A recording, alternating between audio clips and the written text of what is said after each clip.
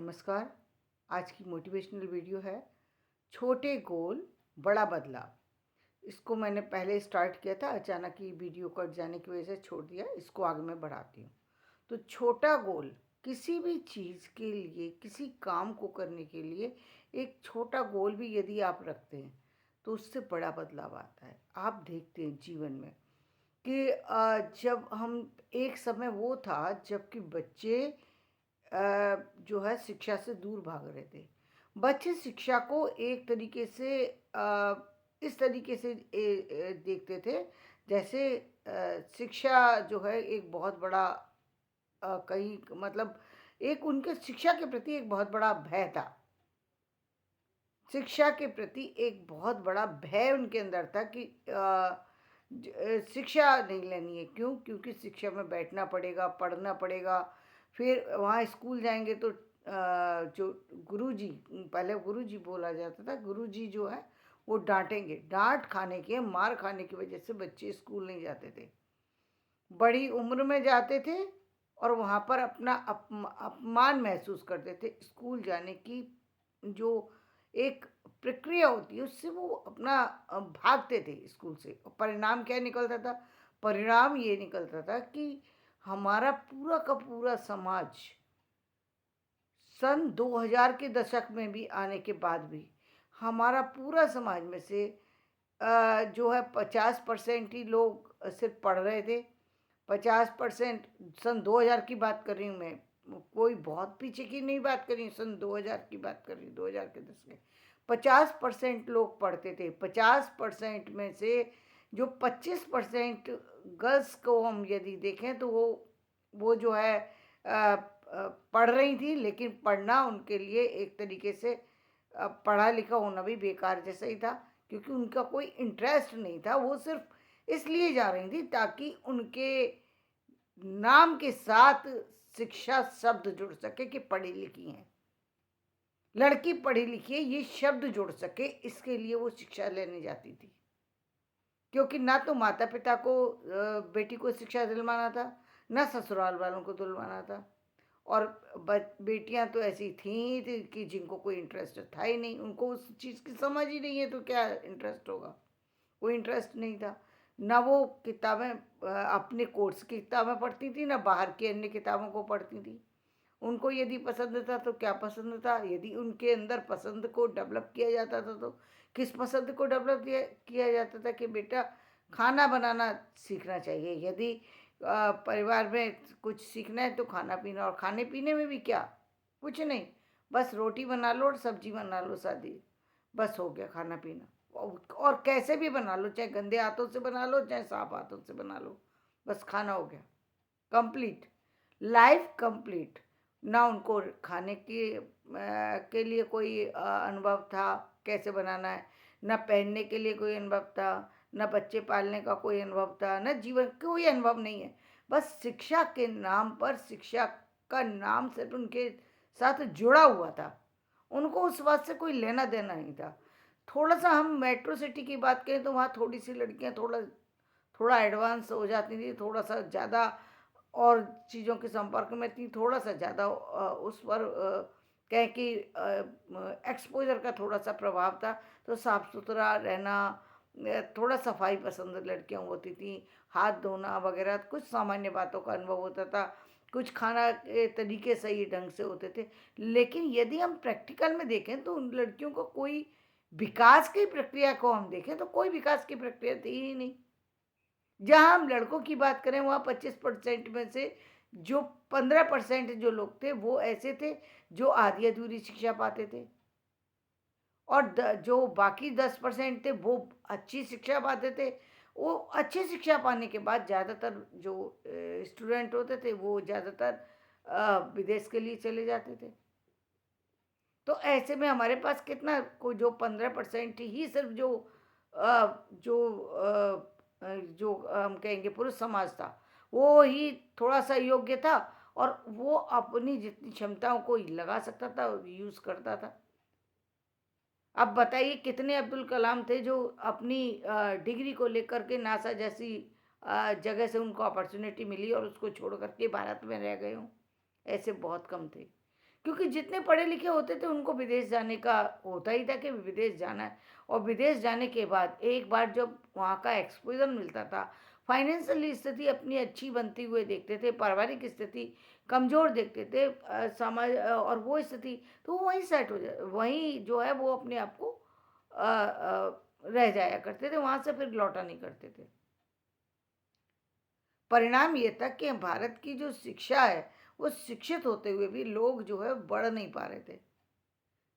और जो अन्य, अब हम कहें 50% 50% जो लोग थे, वो शिक्षित जो थे, उनमें पुरुष समाज को हम फिर उसमें से 50% में 25% को और ले लें हम, या 30% को और ले लें, जो कि पढ़ा लिखा समाज, ऐसा पढ़ा लिखा समाज था जहाँ शिक्षा जो का स्टैंडर्ड जो था वो 10th तक ही था, और पुरुष समाज में, और वो 10th तक भी किस तरीके से पहुँचे थे, ये सभी जानते हैं कि 35 साल की एज में 10th क्लास का एग्ज़ाम दे रहे होते थे, यानी आधी उम्र तो उनकी निकल चुकी होती थी। जीवन की शुरुआत जब करने जाते थे तो उनको ये नहीं पता कि और अन्य चीज़ों से किस तरीके से जुड़ना है। जब हमने बाहर आकर के जो बाहर जो था कि भाई वो इंटरव्यू की तैयारी करा रहे हैं इस चीज़ की, तो वो सब चीज़ तो बाहर थी। ये तो मेट्रो सिटी के अंदर थी, जो छोटी सिटी थी, वहाँ तो इन सब चीज़ों की तैयारी होती नहीं थी। वहाँ तो एजुकेशन का कोई स्तर ही नहीं था, कोचिंग वगैरह को तो कोई महत्व दिया ही नहीं जाता था। थोड़ा बहुत जो है लड़कों की एजुकेशन को थोड़ा बहुत महत्व देते हुए थोड़ा बहुत कोचिंग साइंस की, इंग्लिश की हो जाया करती थी। बाकी अन्य सब्जेक्ट को कोचिंग की आवश्यकता भी पड़ती है, शायद ये भी नहीं सोचते थे, क्योंकि लगता ही नहीं था उनको कि शायद और अन्य सब्जेक्ट में भी कोचिंग की आवश्यकता है। लेकिन बाहर जब आप मेट्रो सिटी में जाइए तो थोड़ी बहुत कोचिंग का जो था वो वहाँ पर थोड़ा सा बच्चों को मिलने लगा था, वहाँ मिलने लगा था। लेकिन ज़्यादातर तो हमारा भारतीय समाज जो है गाँवों के अंदर है, और गाँवों के अंदर इस तरह की किसी चीज़ का विकास नहीं था। और जो हमारी टेक्नोलॉजी है, टेक्नोलॉजी तो हमारी बहुत पीछे थी। वहाँ तो टेक्नोलॉजी तो बहुत कोसों दूर थी, यानी जो स्कूल थे वहाँ पर भी टेक्नोलॉजी नहीं मिल पाती थी, घरों में तो होने की सवाल ही नहीं है। जितने लोग जान जाते थे टेक्नोलॉजी को, तो वो जो है भारत के अंदर ये एक बहुत बड़ी कमी थी। जितने लोग इंग्लिश पढ़ने वाले थे, वो जो भारतीय अन्य लोग होते थे, उनको मूर्ख बनाया करते थे।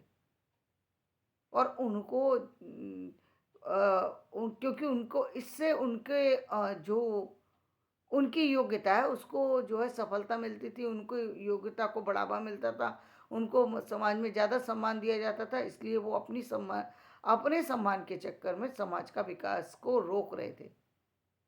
वो इंग्लिश नहीं पढ़ना चाहिए, कंप्यूटर नहीं पढ़ना चाहिए, इसकी क्या आवश्यकता है, साइंस पढ़ने की क्या आवश्यकता है। लेकिन कहते हैं ना, हर युग में कुछ ना कुछ लोग ऐसे होते हैं जो समाज के लिए सोचा करते हैं। तो ऐसे ही लोगों में कुछ ऐसे लोग थे जिन्होंने, जो कि शिक्षा से जुड़े हुए थे, क्योंकि से जुड़े हुए लोग ही शिक्षा में बदलाव ला सकते हैं। तो जो लोग जुड़े हुए थे और वो इस चीज़ को समझ रहे थे कि ये लोग जो हैं हमारे समाज को कहीं पीछे ले जा रहे हैं, उन्होंने फिर काम किया।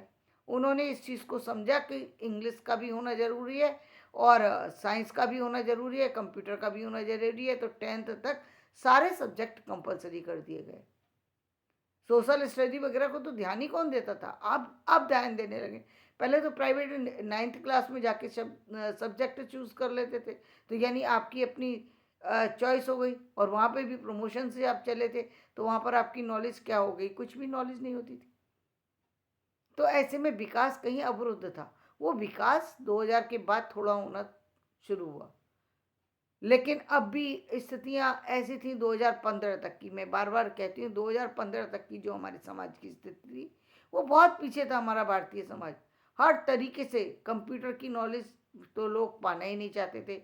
जो लोग जानते थे कंप्यूटर या मोबाइल को, वो सिर्फ़ इतना, मोबाइल का यूज़ सिर्फ़ इतना ही था कि सिर्फ़ काम की बात करने के लिए मोबाइल का यूज़ होना चाहिए। इसके अलावा मोबाइल खोल कर के किसी ने शायद ही देखने की कोशिश की होगी कि इस मोबाइल के ऊपर कोई और भी चीज़ आती है। जो लोग जानते भी थे तो वो लोग बताते नहीं थे, तो लोगों को दूसरे लोग उससे जुड़ते भी नहीं थे, अपने कामों में लगे रह जाते थे, उन चीज़ों को जानने की कोशिश ही नहीं करते थे।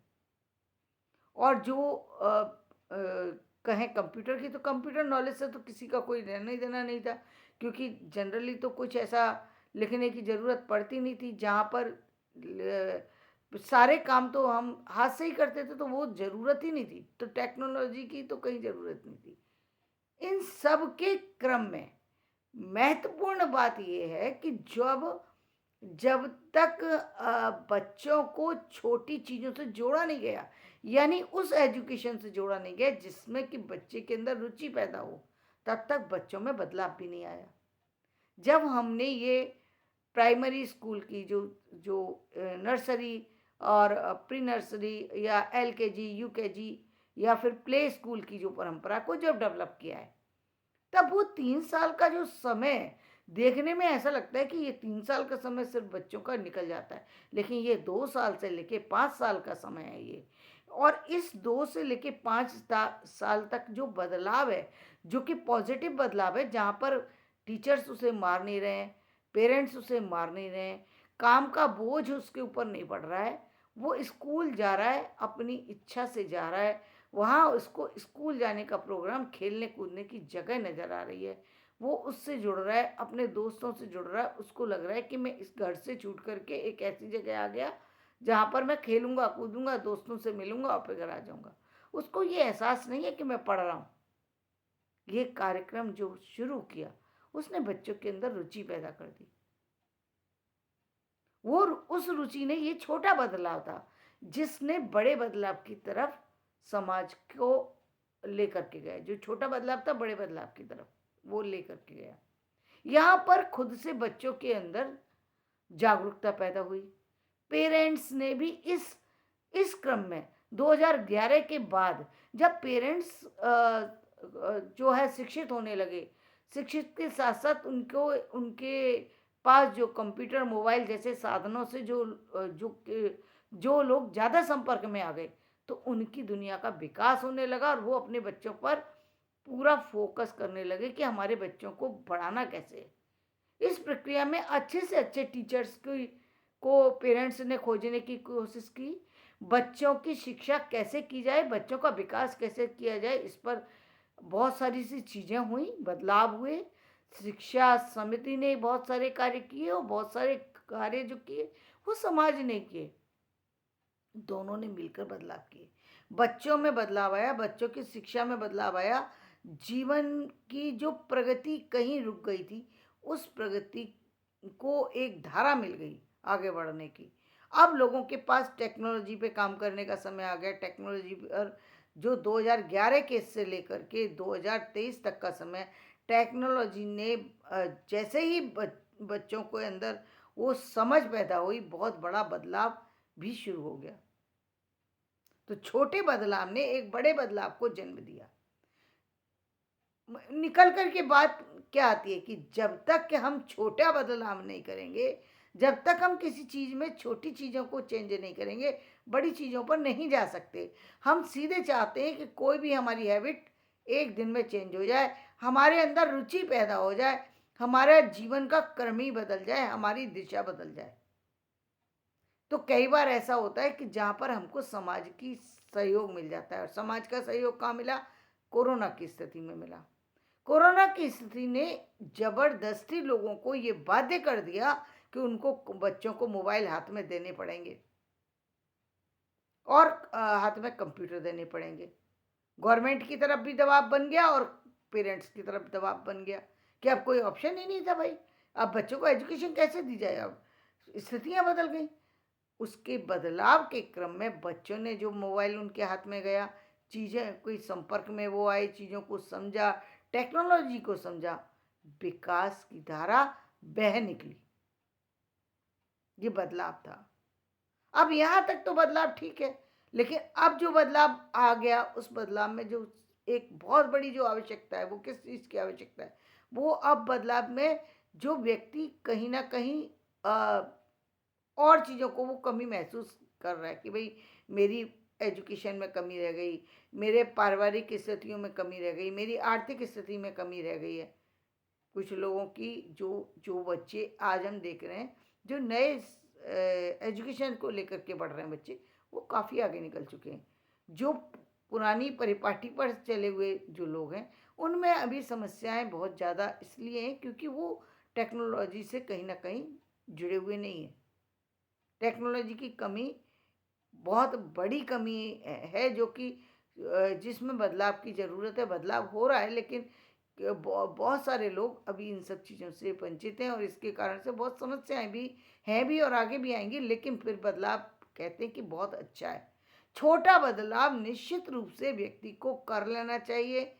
एक दिन में कोई चीज़ नहीं बदलती, इसलिए छोटे बदलाव के साथ बड़े बदलाव पर जाना चाहिए और जब आप बड़े बदलाव पर जाते हैं, तो आप देखते हैं कि आपके जीवन की जो शैली है, वो बदल गई और जीवन शैली के साथ-साथ आपकी पारिवारिक शैली भी बदल जाती है।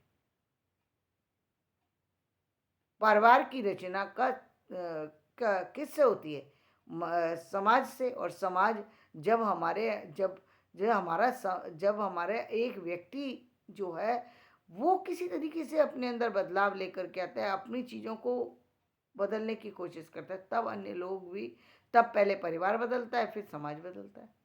लेकिन लाना पड़ेगा अपने अंदर बदलाव। ऐसा नहीं है कि आप बड़ा बदलाव लाने के लिए एक दिन में ये चाहते हैं कि मैं 8 आज तक तो आप आधा घंटे भी बैठ कर के स्टडी नहीं की। ये मैं बड़े व्यक्तियों की बात कर रही हूँ और आप एकदम चाहते हैं कि मैं 8 घंटे बैठ कर के काम कर लूँ, नहीं कर सकते, असंभव बात है।